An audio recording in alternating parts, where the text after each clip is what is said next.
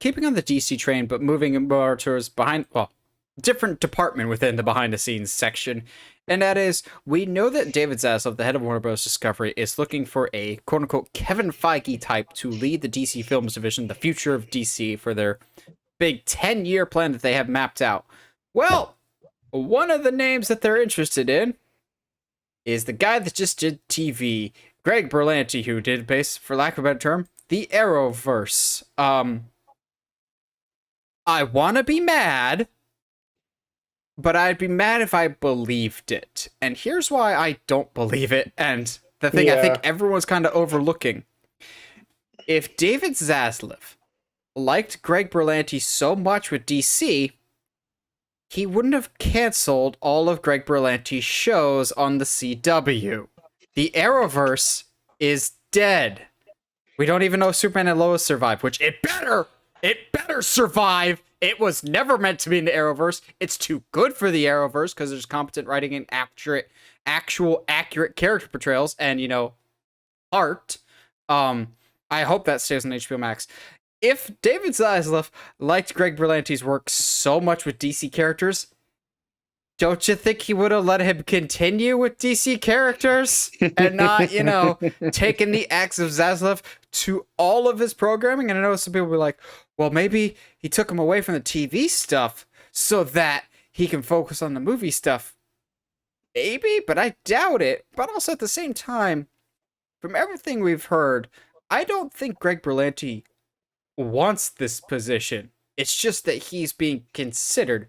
I'm sure there's a whole heck of a lot of names being considered right now. I'm willing to bet any amount of money that James Gunn is in quote-unquote consideration for this role.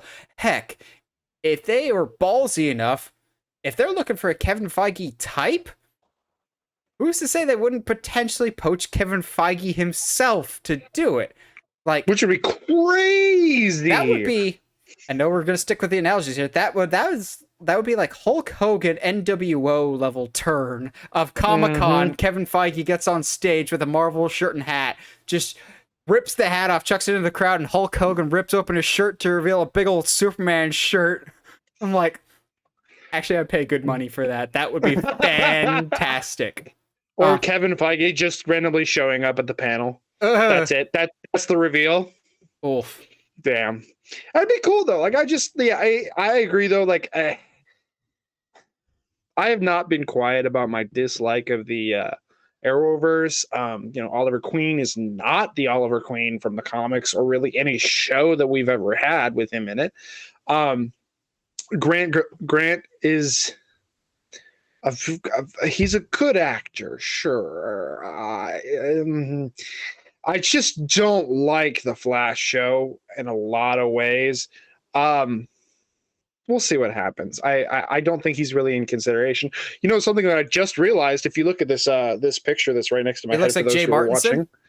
I was going to say it looks like if Zack Snyder had a younger brother. No, we had a college professor tell me he doesn't look like that. The comm department head. Oh, whoa. Yeah, no, I'm not okay with that. All right, cool. Anyway, moving on. He's probably a better person. Anyway, okay. Switching gears away from our bleak college days, let's assume Chicken Little style. I almost said Stuart Little style. That's something very different. Chicken Little style. The sky has fallen. Greg Berlanti is the guy that has been chosen. Do I like this? No. Do I hate this as much as Josh? No. And here's why. To my knowledge, I don't know how much of the writing process Greg Berlanti was involved with. I don't know if he was a big picture guy or a small picture guy, because on paper, a lot of the stuff that the CW did should work. Like doing a Crisis on Infinite Earths special, doing so many crisis events in general. Those should work. It came down to soap opera writing and just bad CW-ness. And I don't know how much of that is Berlanti having to shoehorn in stories into a CW bubble, or if that's just how he writes. Kind of like this is going to be a weird analogy, but fans of Ryan Murphy, the guy that did Scream Queens, I think he did Glee too. he's got the very distinct style that you could tell a mile away. It doesn't matter what station he's writing for, you can always tell a Ryan Murphy production. I'm wondering if it's the same thing with Greg Berlanti, or if it's a CW thing of the shows have to be this way because CW is very blatantly targeted for a certain demographic. And I'll push back on Josh's statement a little bit, not a ton, but a little bit of it's not like CW shows were always bad. They have a pattern. Just a little. CW shows had a pattern. The first season, incredible. The second season, outstanding. And then a hard nosedive off a cliff, no matter what the show was. The first 2 seasons, Josh, you cannot tell me were bad of either Arrow or The Flash. The first 2 seasons of both of those were outstanding. And then season 3 comes, and they nosedive off a cliff like Oliver after he got stabbed by Ra's al Ghul, which again, why Ra's al Ghul was in a Green Arrow show, I have no idea. But the shows start off really, really well, and then they just divulge into CW schlocky campiness. But that issue actually kind of predates Arrowverse in general. Smallville had the exact same problems too. So yeah, it's how much of this can we pinpoint on Greg Berlanti versus what is his fault, what isn't. So would I like him to be the head of DC? Not particularly. That being said, he's at least qualified enough for the position. It's just a matter of the stuff that I don't like. Is it his fault, or is it other external factors factoring in here? Yeah, and you know what? You do make a fair point, because like having the Arrow show and the Flash show crossover, like there weren't really a lot of shows doing that crossing sort of over thing Supergirl before it was even in their channel.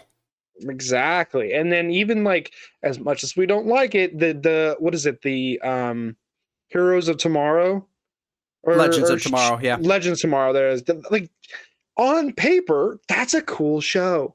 That's like everybody that's involved in that team, that's a cool show. But it is what it is. So there definitely is, I think, some positive aspects to this, but I'm with you. It's just not. That's not the guy. That's not the guy.